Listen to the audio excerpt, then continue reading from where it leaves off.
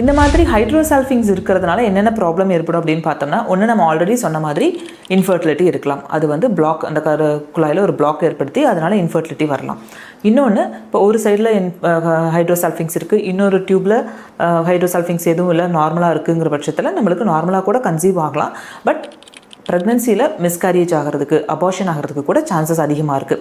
ஏன்னா அந்த கருக்குழாயில் இருக்கக்கூடிய இன்ஃபெக்ஷன் வந்து அந்த குழந்தைக்கு பதிஞ்சு வளரக்கூடிய இடத்துலையும் அஃபெக்ட் பண்ணுறப்ப நம்மளுக்கு மிஸ்கேரேஜ் ஆகிற சான்சஸும் நிறையா இருக்குது.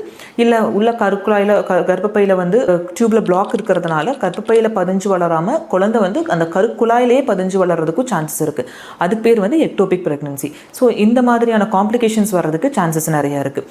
இது தவிர ஈவன் நம்ம நீங்கள் ஒரு ஐவிஎஃப் ட்ரீட்மெண்ட்டுக்கே போகிறப்ப கூட எம்ப்ரியோ வந்து ரெடி பண்ணி உங்கள் கர்ப்பப்பையில் வைக்கிறப்ப இந்த ஹைட்ரோசல்ஃபிங்ஸை கரெக்ட் பண்ணாமல் நம்ம கர்ப்பப்பையில் வைக்கிறப்ப இந்த ஹைட்ரோசல்ஃபிங்ஸில் இருக்கக்கூடிய அந்த நீர், அந்த டாக்ஸின்ஸ் வந்து அந்த கர்ப்பப்பையில் வச்சக்கூடிய அந்த கருவை வந்து அஃபெக்ட் பண்ணுறதுக்கும் மிஸ்கேரேஜ் ஆகிறதுக்கு, உங்களுக்கு சக்ஸஸ் கிடைக்காம போகிறதுக்கு கூட சான்சஸ் வந்து இருக்குது.